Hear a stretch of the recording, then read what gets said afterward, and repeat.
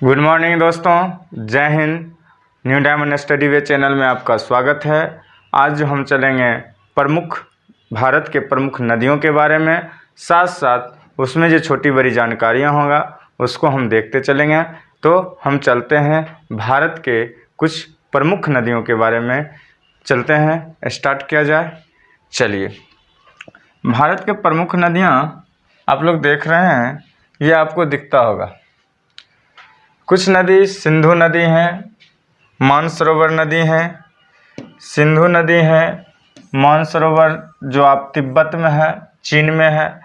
उससे और कुछ नदी जो है आपका यमुना नदी है, गंगा नदी है, सतलज नदी है, ब्यास नदी है, रावी नदी है, चिनाब नदी है, झेलम नदी है, लूनी नदी है, नर्मदा नदी है, सोन नदी है और महानदी है। और इसी तरह से कुछ जो है भारत के अंदर की बात करता हूँ, ताप्ती नदी है, गोदावरी है, कृष्णा नदी है और कावेरी नदी है। इस तरह से आपको नदियाँ देखने को मिलता है। इसमें सभी नदियाँ इस प्रकार से हैं। तो अब नदियों को देखें तो किस किस जगह से नदियाँ आपका प्रवाहित होती है, कितना किलोमीटर के होते हैं नदियाँ, कितना किलोमीटर के हैं। तो हम लोग चलें तो सर्वप्रथम चलते हैं कि अब आप एक मैप पे आ जाइए, भारत की मैप पे।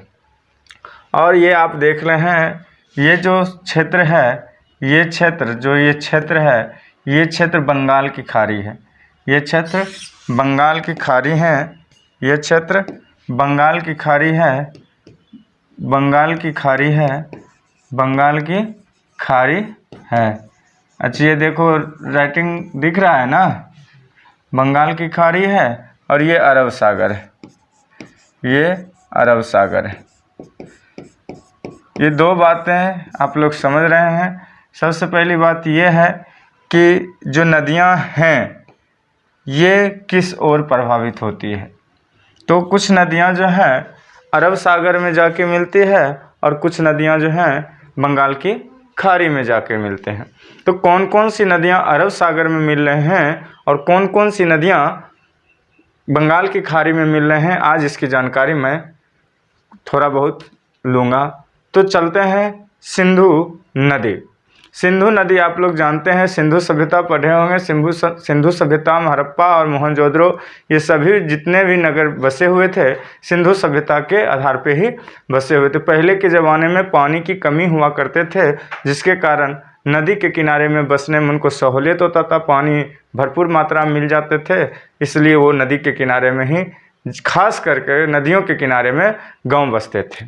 इसी के कारण आज से कई वर्षों पहले हड़प्पा सभ्यता की जो खोज आप लोग पढ़े होंगे, इसी के कारण आपको मिल रहे हैं सिंधु घाटी के सभ्यता में। तो सबसे पहले चलते हैं, सिंधु नदी है कहाँ, सिंधु नदी का उद्गम स्थल है कहाँ।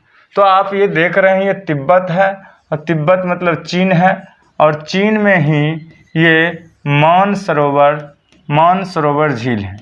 मानसरोवर झील जो है ये कहाँ है, चीन तिब्बत में है। कहाँ है, तिब्बत में है। और ये तिब्बत में मानसरोवर झील से ही 3 नदियाँ निकलती है। एक सिंधु नदी निकलेगी, एक सिंधु नदी निकलेगी, जो सिंधु नदी की क्षेत्र इस तरह से करके पाकिस्तान में जाके मिल जाते हैं। अब बात आती है कि सिंधु नदी तो मिल तो जाते हैं, सिंधु नदी आप देख रहे हैं भारत होके पाकिस्तान में मिलने के कारण सन 1960 ईस्वी में भारत के उस समय के प्रथम प्रधानमंत्री पंडित जवाहरलाल नेहरू ने इसका समझौता किए थे। सिंधु पाक समझौता कहा गया। अब ये समझौता में क्या था तो आप थोड़ा जान लीजिए। इसमें कुछ नदियां ऐसे हैं, जिस तरह से आप देखे होंगे, इसमें इस फिगर में देखे थे, ये सतलज नदी है, ठीक। सतलज नदी भी इधर मानसरोवर से ही निकलते हैं, सतलज नदी है। उसके बाद जो है आपका ब्यास नदी है, रावी नदी है, चिनाब नदी है और झेलम नदी है।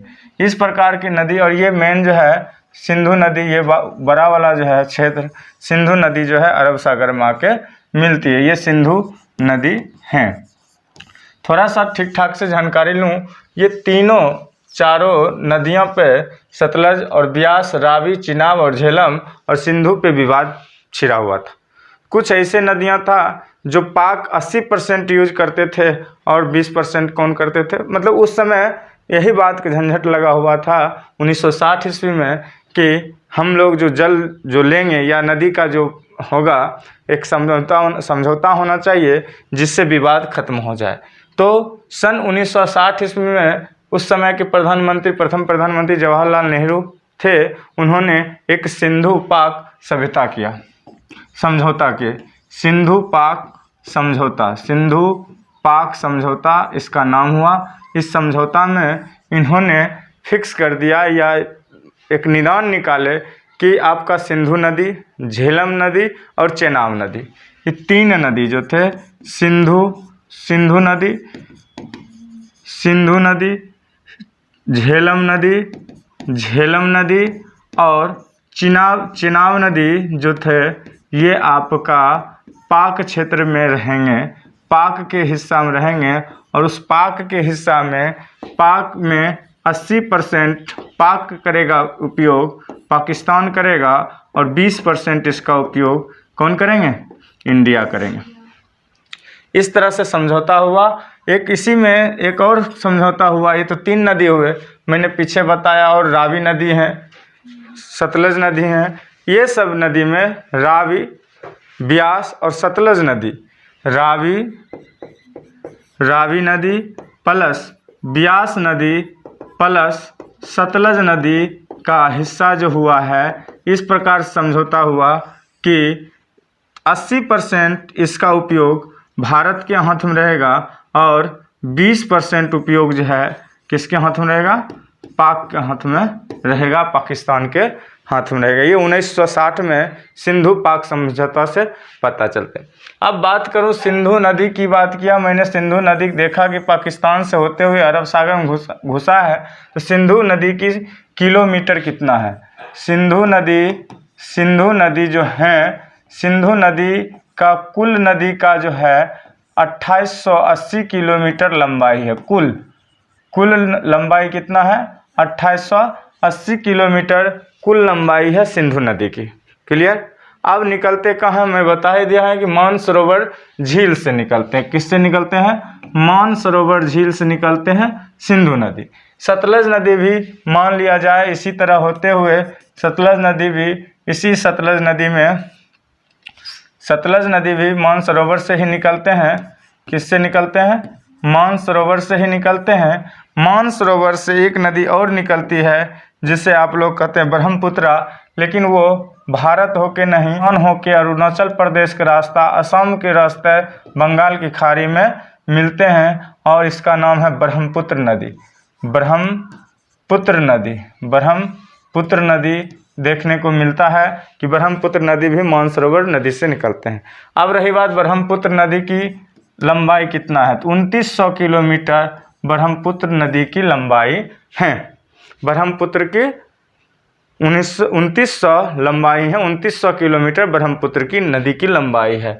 ब्रह्मपुत्र नदी का खासियत यह है कि अरुणाचल प्रदेश में कुछ और नाम से जाना जाते हैं और असम में कुछ और नाम से जाने जाते हैं, बांग्लादेश में किस और नाम से जाना जाते हैं। तो जाने कि किस किस नाम से ये जाने जाते हैं।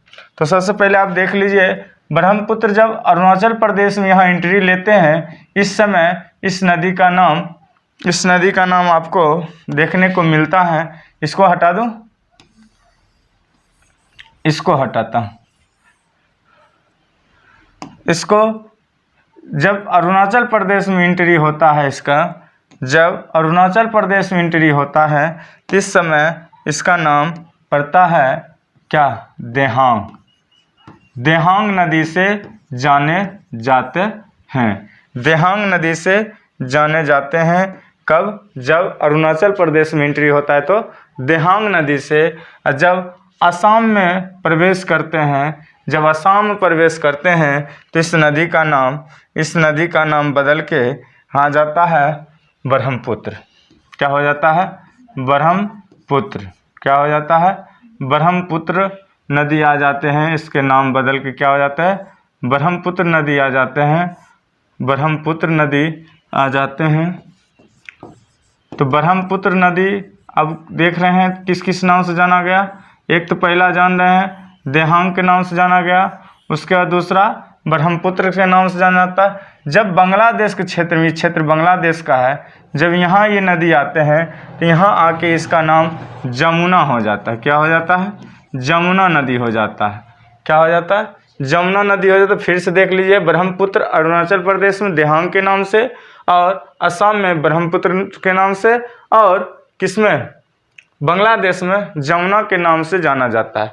बात की जाए तो ब्रह्मपुत्र नदी कुल अगर जो भारत की बात करें तो 910 किलोमीटर में ही फैले हुए हैं तो 29 किलोमीटर, 2900 किलोमीटर, लेकिन भारत में 910 किलोमीटर ही रन ऑफ है इनका, तो बन जाता है।